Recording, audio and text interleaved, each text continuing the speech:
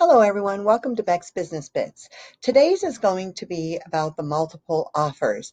This is going to take a little bit longer than my normal videos because I really want to go over this in detail with you guys.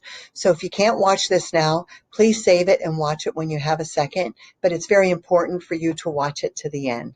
This one, basically what I'm going to do is read and talk it through because I want to go over what the legal hotline has provided and some other steps that I've seen through other documents and things on the multiple offers. But the main thing that you want to remember is to be honest. Be honest to your customer and be honest to the other realtor above everything. You never want to do anything to make it sound like there are more offers coming in than there are. You don't want to exaggerate it or anything like that. There are disclosure forms in app files that I think would be very important when you're getting a listing to sit down with your seller and go over the multiple offer situation that we are currently going through. Other multiple offer situations in a normal market are a little different. Okay, you might want to be concerned in a normal market with a multiple offers. If you tell the other realtor, that buyer could walk because they don't want to get in a multiple offer situation.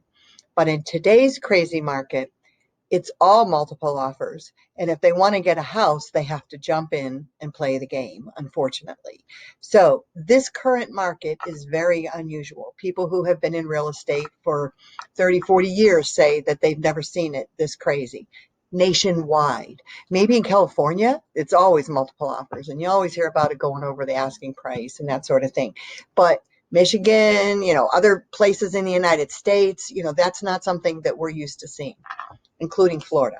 We may have had some multiple offers during the foreclosures, but nothing like what we're going through today. So the first disclosure is for the seller, and it's the MODS-1 form. And it should be used to inform the seller of potential options in the event the seller receives more than one offer on the property. This form could be given to the sellers at the time of the listing. That's what I recommend, but you could give it to them at any time. The other form is for the buyer, and it's N as in Nancy, MOB-1. It may be used in the event the sellers in a transaction have received multiple offers and you want to notify the buyers of how that goes, how it will all flow.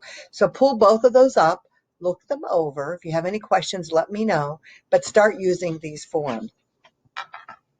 Remember that you want to go over some things. You want what is a multiple offer? Explain that to your customer. The various circumstances surrounding their occurrence, the various options available to the customer at that time. It is important for agents and licensees to communicate with each other in a professional manner that is consistent with the guidelines. Many times, even when multiple offers have been handled and communicated properly, negative comments about fellow real estate professionals, it's damaging to the consumer's image of the real estate profession as a whole. Many people don't like realtors. They think we're like, they'll say lawyers, or like we're like used car salesmen. So we want to raise that a level. So be very careful when you're putting down another realtor or another brokerage. I wouldn't do it. I'd stay away from it. We're bigger than that. This leads to consumer distrust and questioning of real estate brokerage practices. Okay, so the importance of agents communicating with their customer throughout the multiple offer process and avoiding substituting their judgment for the judgment and decision of the client or the customer. So be careful on inputting your judgment into things unless you're asked, and be honest. If you are asked, you might say something like, if I were in your shoes, Mr. Seller, this is what I would do, or Mrs. Buyer, this is what I would do.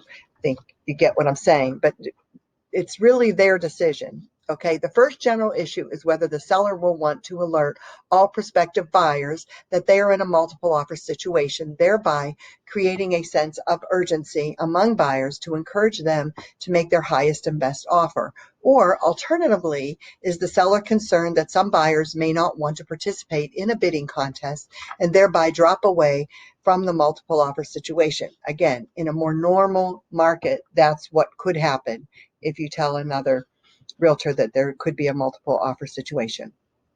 It is anticipated that in the vast majority of cases, the seller will want to alert all buyers to the fact that there is a multiple offer situation to create a sense of urgency.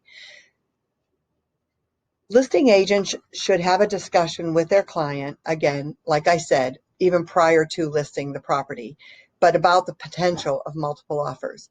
At the time a written offer is received, it should be communicated to the seller in a timely manner. At that point, the seller should be informed of any and all interest in the property of which the agent is aware. Additional interest in the real estate from other prospective buyers, such as a request for a showing or a request for additional information or a notice that an additional offer is or may be forthcoming, should not hold up presentation of an offer while waiting for another. Get that offer to the seller as soon as possible. However, in the event of a multiple offer situation, listing agents should discuss with their client: 1, the term of each offer and how the terms affect the best interests of the seller. 2, whether the buyers are aware that there are multiple offers. 3, the options available for handling multiple offers and the procedures to be followed for each option. These options include: A, delaying acceptance or countering any offer until another anticipated offer is received. During the delay, however, the original offer may expire or be withdrawn. B, accepting one offer and thereby rejecting all others. C, countering one offer and rejecting all others. D, countering one offer and putting aside all others. E, instructing the listing agent to inform one or more buyers of the multiple offer situation and give one or more buyers the opportunity to submit their highest and best offer by a specific date, at which time the seller will reconsider all offers. That's what we see most of the time. Or they could reject all the offers.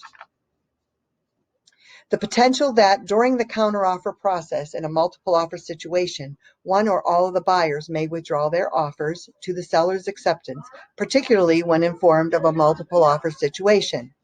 Since the risk of buyers withdrawing their offers affects the seller, it is the seller's decision on how to proceed with multiple offers. In the absence of the seller's decision, a listing agent should not presume to notify buyers of the multiple offer situation, because if so, notifying the buyers results in one or more of them exiting the negotiations. The listing agent is at risk of having made a decision that turns out not to have been in the seller's best interest. So be very careful with that. The listing agent should not substitute their judgment for the seller's judgment in the decision of which option to select. Now, if you have the buying customer,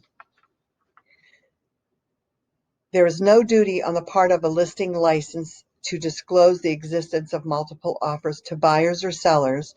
In fact, the decision on whether or not to disclose this information rests solely with the seller. You would want to respond that they will inform their seller client of the buyer's desire to know of additional interest by other buyers and or offers, that the listing agent will communicate the seller's response back to the buyer as quickly as possible. And all of those items that we went over with the seller is the same thing you'd want to tell the buyer can happen with their offer. That was that A, B, C, D, E, or F. You want to make sure that your buyer knows that the seller has all of those options and that it's not your fault if the buyer doesn't accept it, the seller doesn't accept it. Now, also, please be aware that a seller could accept an offer where it is not the highest offer, but due to the contingencies or the end result of what they believe could happen, could make a lesser offer a better offer for that seller, and it's strictly the seller's decision. Okay, this was long enough. Thank you for hanging in there. I think it's very important. Save it, and you can always listen to it again when you get in that situation. Reach out if you need me. Thanks. Have a great day.